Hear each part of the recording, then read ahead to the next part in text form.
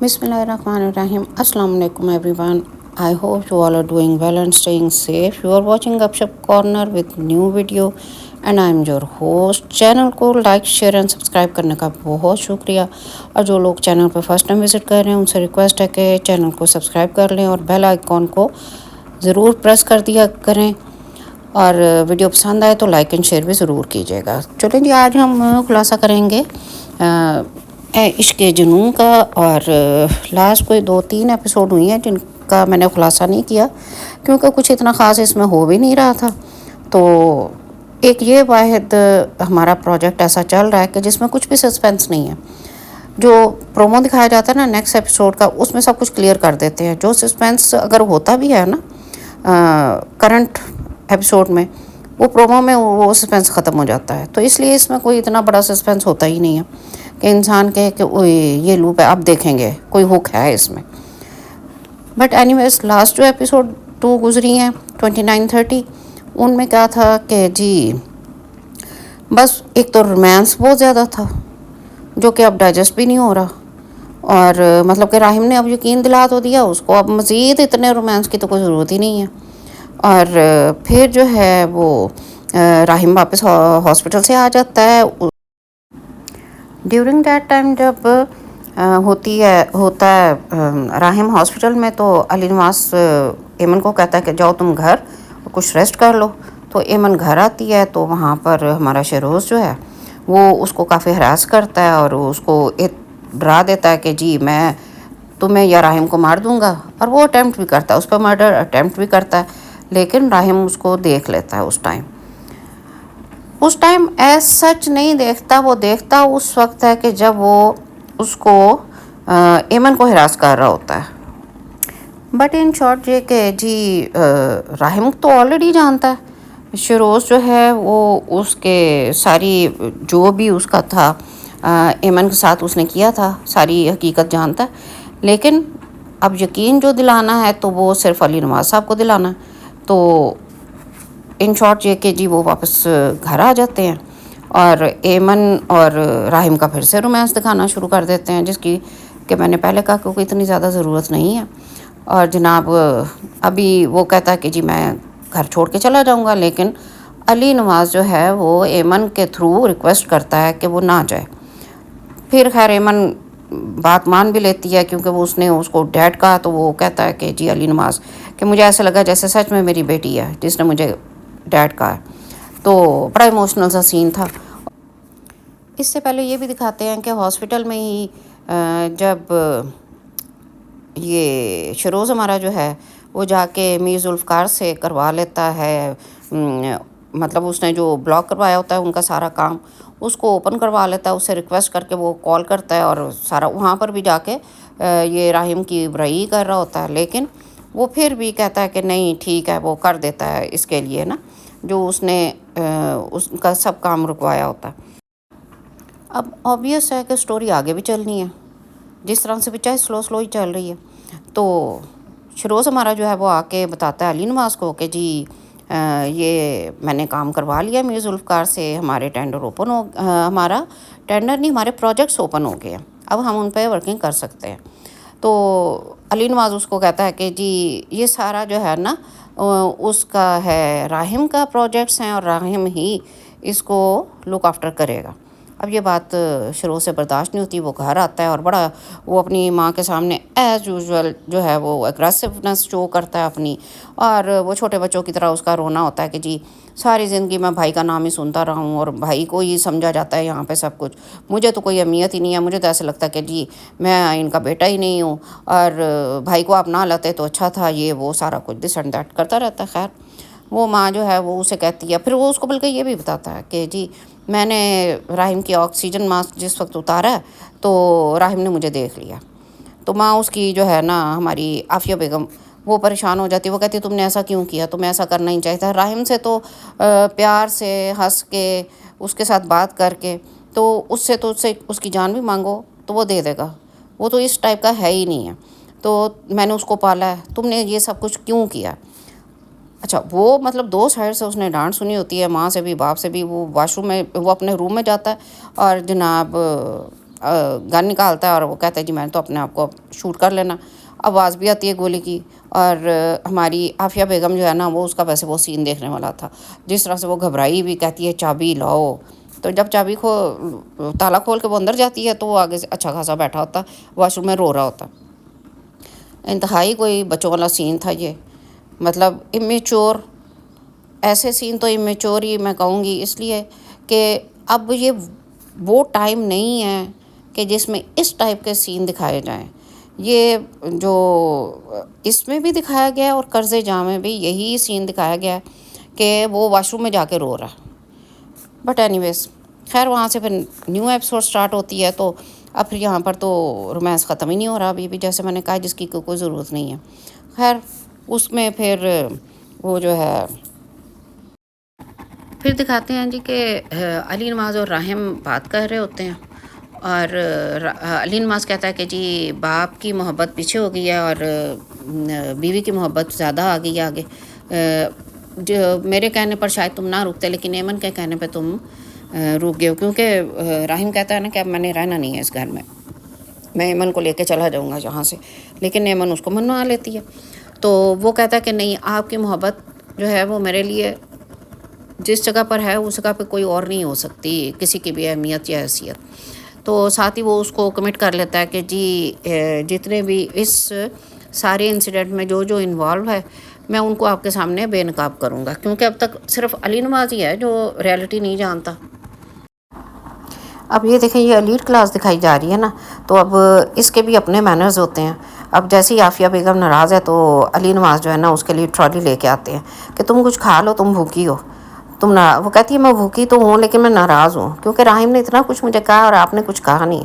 تو وہ کہتا ہے علی نواز کہتا ہے کہ نا مجھے لگتا ہے زلفی کر رہا ہے یہ سب کچھ. ایک وہ اس کو خام خواہ مورد الزام ٹھہرائے رکھتے ہیں اسے ہی بلیم کرتے رہتے ہیں کہ میر ذوالفقار کر رہا سارا کچھ. اب عافیہ بیگم کہتی ہے نہیں وہ نہیں کر رہا یہ ایمن کر رہی ہے. تو علی نواز جو ہے وہ کہتا ہے کہ جی ایمن تو بڑی انوسینٹ ہے. لو بھلا اب عافیہ بیگم یہ سنتی رہے گی کہ ایمن انوسینٹ ہے وہ تو سارا بلیم ہی ایمن کو کر رہی ہے. تو علی نواز کہتا ہے کہ نہیں تمہاری میں ہر بات مان سکتا ہوں لیکن ایمن کو جو تم بلیم کر رہی ہو وہ میں نہیں مان سکتا. اچھا پھر جناب وہ کہتا ہے کہ ٹھیک ہے جو بھی انسیڈنٹ ہوا ہے وہ راحم نے کہا ہے کہ میں اس کے پروف دوں گا تو وہ جب پروف لے آئے گا تو بات کر لیں گے. تو یہی ایک پوائنٹ تھا کہ جس وقت علی نواز جو ہے وہ بھی سرپرائز ہو جاتا ہے. لیکن اس ساری کے بیچ میں ایک چیز جو نوٹس کرنے والی تھی وہ یہ کہ علی نواز کی وہ جو پرنٹڈ شرٹ ہے نا پتوں والی وہ پھر اس نے ویئر کر لیا. اب بندہ پوچھے کہ راحم جو ہے اس کو گولی لگی تھی اور ابھی 100% ریکوری نہیں ہوئی اس کی تو اس کو کیا ضرورت پڑی تھی ٹریڈ مل پر جو ہے نا وہ رننگ کرنے کی. وہ اٹھ کے ٹریڈ مل پہ چڑھ گیا ہے کہ نہیں بیوقوفی. پھر دیکھتا ہے کہ جی اس کو فیل ہوتا ہے اور وہ دیکھتا ہے کہ اس کو بلیڈنگ ہو رہی ہے شروع. تو پھر وہ روم میں آ جاتا ہے اور ایمن اس کی بینڈیج کرتی ہے اور رومانس پھر سٹارٹ ہو جاتا ہے. اب جناب وہ اس کو کہتا ہے ایمن سے راحم کہ جی چلو تمہارے پیرنٹس کے گھر چلتے ہیں کیونکہ اس نے بیسیکلی تو سارا اس کا کروا لیا ہے نا یو ایس میں ٹریٹمنٹ کے لیے ارینجمنٹ. تو اس نے وہ بتانے کے لیے جانا ہوتا ہے تو وہ ایمن سے کہتا ہے کہ چلو چلتے ہیں اچھا خاصے گفٹس وغیرہ لے کے جاتا ہے. تو وہاں پر جا کے بتاتا ہے کہ جی اس طرح سے سمر جو ہے اس کے ٹریٹمنٹ کے لیے اس نے یو ایس جانا. آخرکار دماد جو ہے نا دماد صاحب نے اپنے مقصد میں کامیاب ہو جاتا ہے وہاں پر اور وہ یہ کہہ ہی دیتا ہے کہ جی کسی نہ کسی کو تو ساتھ جانا چاہیے نا جب وہ ڈنر کر رہے ہوتے ہیں. تو راحم کوئی ویسے ہی تو نہیں ہے نا بیوقوف سا اچھا خاصا سمجھدار بندہ تو وہ اس کی بات سمجھ آتا ہے. تو وہ کہتا ہے کہ ٹھیک ہے میں نے اس کا بھی سوچا ہوا ہے تو آپ ساتھ جائیں گے. دماد صاحب بڑے خوش ہو جاتے ہیں اور ساتھ ہی پھر ایک اور فرمائش ان کی آ جاتی ہے کہ جب تک میں وہاں پہ رہوں گا تو پیچھے سے گھر اور میری وائف جو ہے اس کی ذمہ داری اور خرچہ. تو راحم کہتا ہے وہ سب کچھ ہو جائے گا. چلو جی بات ہی ختم. اب واپسی پہ ایمن راستے میں پیسے تو چپ رہتی ہے جب دکھاتے ہیں تو وہ گھر آتے ہیں اور اندر جانے سے پہلے جناب باہر ہی کھڑے ہو کے کتنے پیسے لگیں گے. وہ کہتا ہے کیوں نہیں مجھے پتہ ہونا چاہیے. جی وہ بتاتا ہے 2-2.5 کروڑ لگے گا، میں ساری زندگی بھی کرتی رہوں جاب تو میں یہ پیسے نہیں دے سکتی۔ او بھائی بس کر دو، تمہاری اتنی اگر ایگو ہے تو وہ مطلب تمہارا ہسبینڈ ہے اگر چلو وہ کر ہی رہا ہے یا کچھ بھی ہے، اب یہ بیچ میں اتنی ایگو اپنی شو کرنے والی تو کوئی بات تھی ہی نہیں جو وہ کر رہی تھی۔ خیر کہ جی وہ دوسرے دن اس کے ساتھ پھر وہ کہتا ہے چلو میرے ساتھ، کیونکہ بیسیکلی وہ ٹرسٹ نہیں کر رہا ہوتا کہ ایمن کو اپنے سے علیحدہ رکھے، تو اس لیے وہ ایمن کو کہتا ہے کہ چلو تم بھی تیار ہو ہوٹل چلتے ہیں۔ اب کمال ہے نا، یہ دیکھیں اس میں بالکل صحیح دکھا رہے ہیں۔ ایک ہمارا جو عبداللہ دیوداس تھا، ایک اس کا ہوٹل تھا، تو اس کا پتہ ہی نہیں چلتا تھا کہ وہ ہوٹل ہے، کوئی نہ آتا تھا نہ جاتا تھا نہ کوئی اور کام کرتے، تو 2-4 بندے جو تھے عشق مشقی میں لگے ہوئے تھے سب، وہاں تو کوئی ایسا سین ہی نہیں تھا۔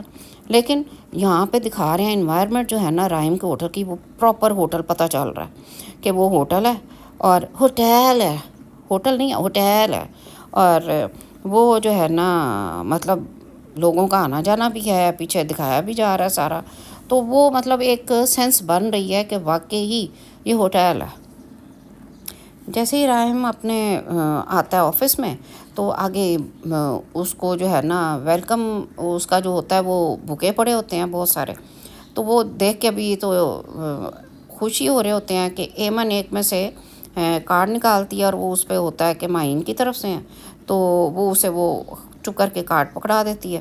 اتنے میں جی ہوٹل کے 2 بندے آتے ہیں اور وہ آ کے کہتے ہیں کہ جی یہ تو ایک یہ ہماری طرف سے مینجمنٹ کی طرف سے ہے اور ایک ہمارا پرسنل ہے، بھوکے لے کے آتے ہیں، تو وہ کہتا ہے یہ باقی سارے پھینکوا دے باہر۔ چلو پانی پھیر گیا ساری بات پہ۔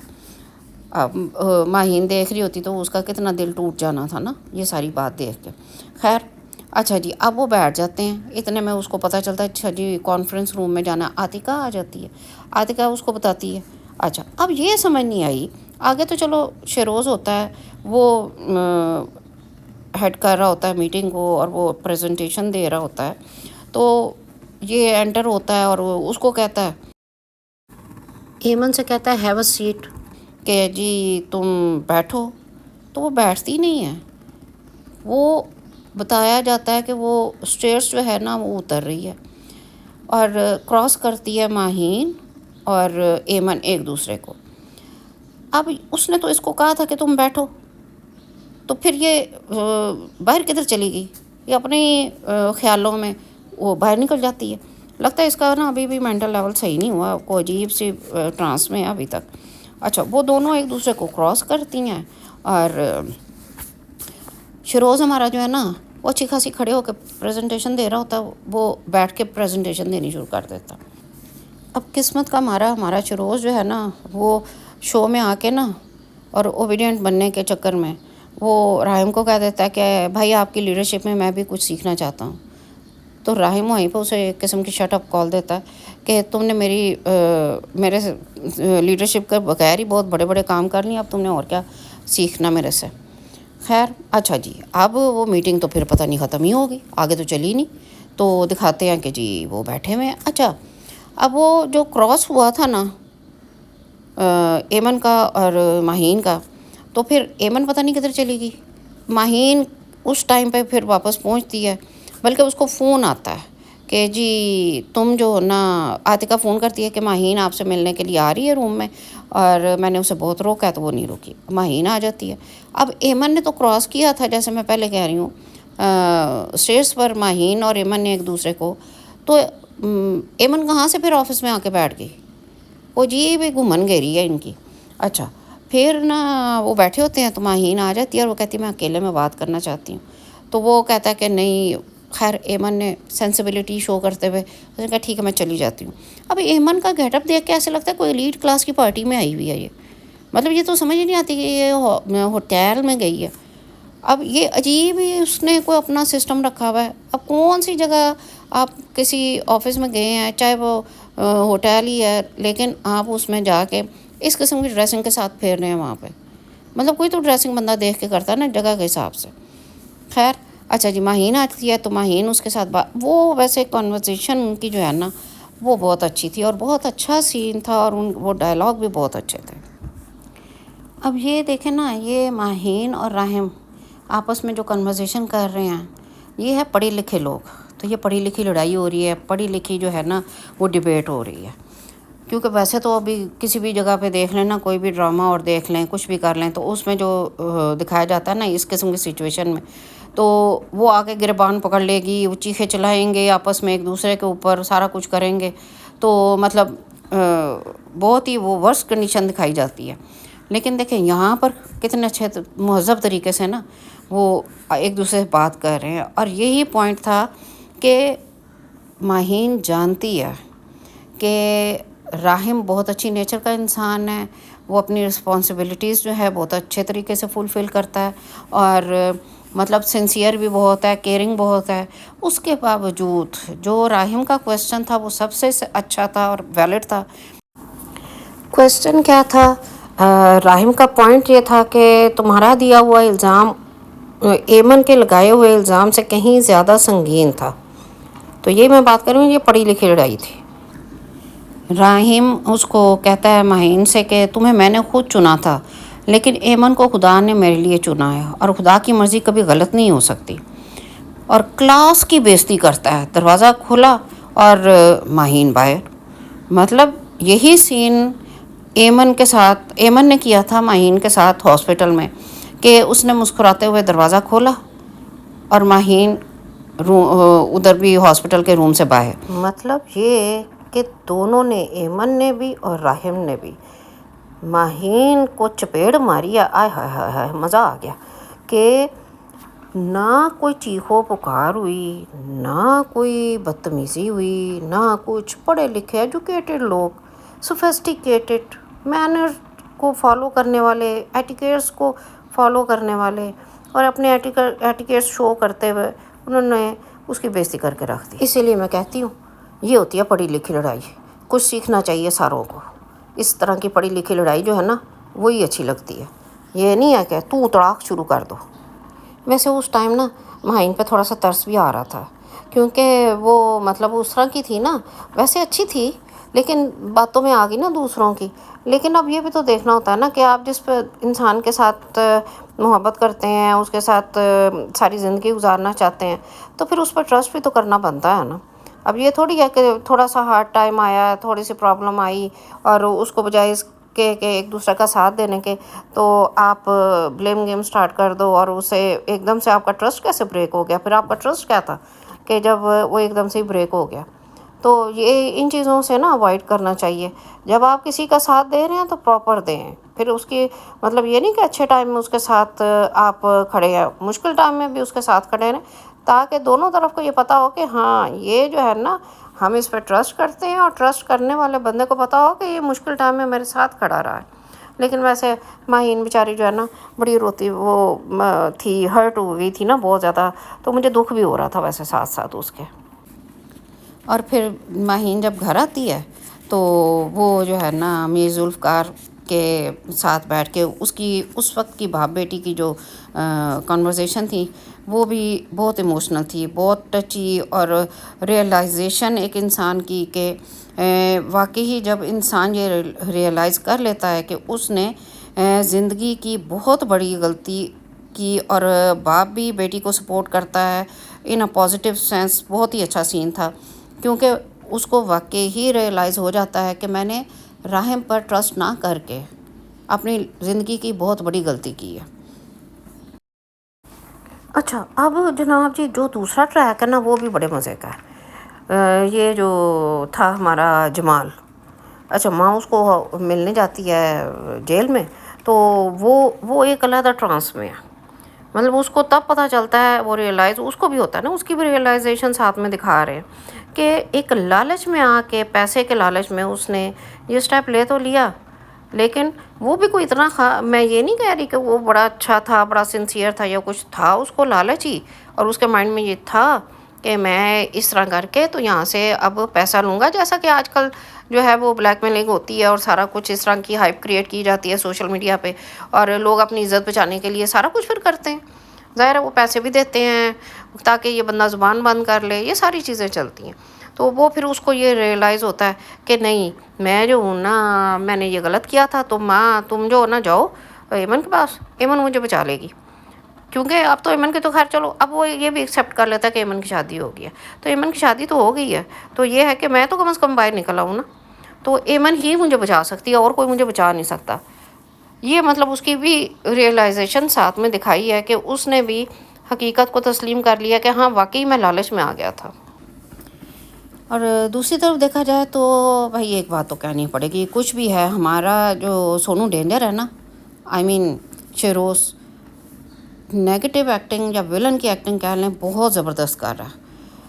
مطلب اتنی اچھی ایکٹنگ کر رہا ہے ایز اے ولن کہ جس کی کوئی انتہا نہیں. اب تن من نیلو نیل میں بڑا ہی سافٹ سا رول تھا اس کا، اور یہاں پر وہ جو ایکٹنگ کر رہا ہے مطلب ایک پراپر پتہ چلتا ہے. ہاں یہ ایک علیحدہ بات ہے، مجھے اس کا جو کوٹ کا بٹن بند تھا نا، اس کا ایشو تھا کہ وہ اس کا کوٹ کا بٹن بند نہیں ہونا چاہیے تھا، پتہ نہیں کیونکہ ایک تو اس نے اپنی شرٹ کے بٹن بہت زیادہ کھولے ہوئے تھے، تو شاید اس وجہ سے اس نے کوٹ کا بٹن بند کیا ہوا تھا. لیکن یہ جس ٹائم کا یہ فیشن ہے نا شرٹ کے بٹن اوپر سے 2-3 بٹن کھلے رکھنے کا، تو اس وقت کوٹ یا جیکٹ جو ہوتی تھی نا اس کے بھی بٹن کھلے ہوتے تھے. یہ پرانی فلمیں دیکھیں نا 70s 80s کی، اس میں اس ٹائم پر ایسے ہی چل رہا تھا.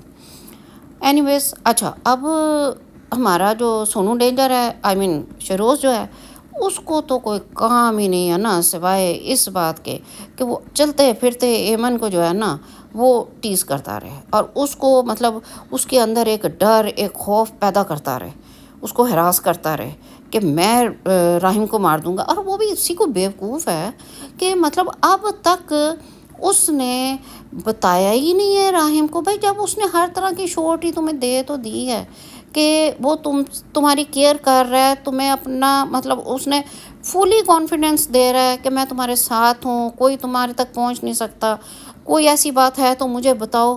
اللہ کی بندی بتا ہی نہیں رہی. وہ بھائی تو بتا دے اس کو کہ یہ بات ہے، اس نے یہ میرے ساتھ کیا ہے یا اس طرح سے مجھے ہراس کر رہا ہے. تو یہ پتہ نہیں کہاں گمن گھیری میں لگی ہوئی ہے، کو پتہ ہی نہیں ہے بیوقوف کو کہ جی میں نے یہ اپنے ہسبینڈ کو بات بتانی ہے. ہاں اس کے ساتھ باقاعدہ وہ کر رہی ہے کہ عورت جب انتقام لینے پہ آتی ہے تو سب حدیں پار کر دیتی ہے. چلتا پھرتا ثبوت ہوں میں تمہارے خلاف. جب ڈرنے والا ڈرانے پہ آ جائے تو اس کی آنکھوں میں آنسو نہیں خون اتر آتا ہے. اللہ، اب یہ جو اتنے بڑے بڑے ڈائلاگ تم شیروز کے ساتھ بول رہی ہو، تو تم راہم کو کیوں نہیں بتا رہی بھائی کہ وہ تمہیں ہراس کر رہا ہے، پرابلم یہ ہے، مجھے سب کچھ یاد آ گیا ہے. جبکہ جب آتی ہے ایمن راہم کے ساتھ ہوٹل میں تو اس کو پراپر یاد آ جاتا ہے کہ جی یہ ہے. اور اس سے پہلی جو پریویس جو ایپیسوڈ تھی اس میں بھی جس طرح سے شیروز اس کو ہراس کرتا ہے، اس کے منہ پہ ہاتھ رکھ کے اس کو گھسیٹ کے لے کے جا رہا ہوتا ہے، اس کو سب یاد آ جاتا ہے کہ یہی سین میرے ساتھ پہلے بھی ہو چکا ہے.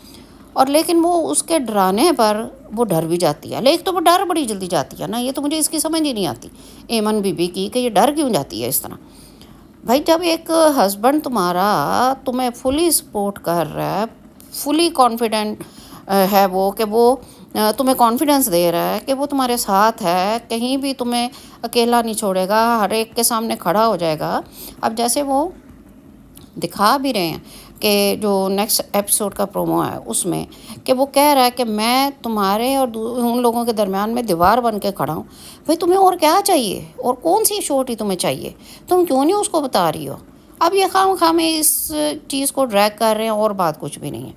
ادروائز مطلب اس نے صرف کہنا ہے اور میٹر سالو ہو جانا ہے، لیکن نہیں، شمسی تک تو وہ پہنچ ہی گیا یہ جو ہے راہم.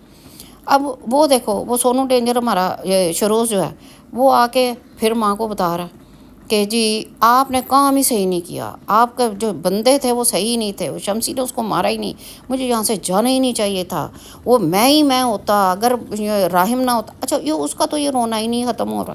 بھائی بس کر دو، تم بھی بچوں کی طرح یہ بات کر رہے ہو کہ جی یہ ہونا ہی نہیں چاہیے تھا راہم کو یہاں پر، راہم نہ ہوتا تو زیادہ پیار کرتے بابا مجھ سے. مطلب کیا بچوں والی باتیں ہیں. اور پھر حیرت ہے بھائی ماں تمہیں ہر طرح سے سپورٹ کر رہی ہے، ہر طرح کا وہ مطلب انلیگل کام وہ تمہارے لیے کر رہی ہے، اس کے باوجود وہ ماں کو کہہ رہا ہے کہ آپ کا ہونا یا نہ ہونا میرے لیے ایک برابر ہے. لے بتا ذرا، اب ماں تمہارے لیے سارے انلیگل کام بھی کر رہی ہے، مطلب ایون تک کہ اس نے مرڈر اٹیمپٹ کروا دیا ہے، پھر بھی تو یہ کہہ رہا ہے کہ جی آپ کا ہونا نہ ہونا میرے لیے ایک برابر ہے، مجھے کوئی فائدہ نہیں ہے آپ کے ہونے کا، اور آپ کے نہ ہونے کا بھی کوئی فائدہ نہیں ہے۔ مطلب کس قسم کا یہ انسان ہے کہ اس کو یہ پتہ ہی نہیں ہے کہ کون اس کے ساتھ سنسیئر ہے کون نہیں ہے۔ ایک وہ بچوں والی ضد اس نے پکڑی ہوئی ہے، وہ جی میں اکیلا ہوتا تو سارا پیار مجھے ہی ملتا۔ وہ یہ کون سے زمانے کی باتیں ہیں جو یہ ڈائلاگ جو ہیں یہ آج سے کوئی 50 سال پہلے بولے جاتے تھے نا، تو وہ تب تو شاید ڈائجسٹ بھی ہو جاتے تھے لوگوں سے۔ اب یہ 2025 میں یہ بتایا جا رہا ہے کہ ایک گھر میں 2 بچے رہ رہے ہیں، بے شک ایک اڈاپٹیڈ ہے، تو دوسرا جو ہے نا وہ یہ کر رہا ہے بات کہ جی اگر میں اکیلا ہوتا تو مجھے جو ہے نا وہ زیادہ پیار ملتا۔ مطلب کس قدر انسٹیبل ہے انسان، یہ بندہ یہ پوچھے۔ اب یہ جو فیملی بتا رہے ہیں ایلیٹ کلاس سے ہے، تو ایلیٹ کلاس کے بچے تو میٹرک والے سسٹم میں ہوتے نہیں ہیں، وہ تو او اے لیول کرتے ہیں، تو وہ جو بچے او اے لیول کرتے ہیں نا وہ اس قسم کا ان کا مینٹل لیول ہی نہیں ہوتا کہ وہ ان باتوں میں چلے جائیں۔ ان کی تھنکنگ ہی کچھ اور ہوتی ہے، اور یہ گلی محلے والی تھنکنگ نہیں ہوتی جو مطلب یہ شروز کی ہے۔ اور پھر نیکسٹ پرومو جو دکھا رہے ہیں نیکسٹ ایپیسوڈ کا، کہ وہ اپنے باپ سے جا کے کہتا ہے علی نواز سے، یہ سونو ڈینجر آئی مین ہمارا شروز، کہ جی مجھے پراپرٹی میں یا مجھے بزنس میں میرا شیئر دے دیں۔ تو مطلب میں نے بتایا نا جیسے کہ پہلے تو اس ڈرامے میں کوئی سسپینس تو ہوتا ہی ہے نا کہ ہمیں انتظار ہو کہ نیکسٹ ایپیسوڈ میں کیا ہوگا۔ یہاں اب ہمیں یہ بھی پتہ ہے کہ نیکسٹ ایپیسوڈ جو ہے اس میں ہماری عافیہ بیگم جو ہے وہ ایمن کو تھریٹ کر رہی ہیں، اور ایمن عافیہ کو تھریٹ کر رہی ہے۔ وہ اسے بتا رہی ہے کہ جی تم اتنے چھوٹے گھر سے ہو اور میں تمہیں اٹھا کے لے کے آئی تھی، مجھے نہیں پتا تھا کہ تم اتنی شارپ نکلو گی، اتنی تم چلاک ہو۔ اور وہ کہتی ہے کہ آپ این جی اوز چلاتی ہیں اور آپ یہ کچھ کر رہی ہیں۔ مطلب یہ آلریڈی ہمیں پتہ ہے کہ جی ان کی کانورسیشن کیا ہوگی، لیکن اس ڈرامے میں نا یہ پتہ ہی نہیں ہوتا کہ کوئی سسپینس بھی ہے۔ اس میں یہ پتہ ہوتا ہے آلریڈی کہ بات کدھر جائے گی۔ ہاں ایک سسپینس ضرور ہے، وہ ماموں فاروق پھر نہیں آیا، اب وہ پتہ نہیں ماموں فاروق کدھر چلا گیا۔ یہ سسپینس انہوں نے ضرور رکھا ہوا کہ ماموں فاروق کدھر گیا۔ خیر جی میں تو صرف یہ سوچ کے دیکھ رہی ہوں کہ چلو کوئی نہیں، خیر ہے ڈرامہ، تو ڈرامے میں بہت کچھ ہوتا ہے، ایگزیجریٹ تو کرتے ہی ہے نا، تو کوئی نہیں، دیکھتے ہیں آگے یہ گھومن گری کدھر جاتی ہے کدھر نہیں جاتی۔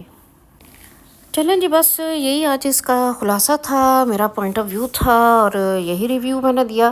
آپ 100% ڈس ایگری کر سکتے ہیں میرے پوائنٹ آف ویو سے، اور آپ کامنٹ باکس میں اپنی رائے ضرور دیجیے گا۔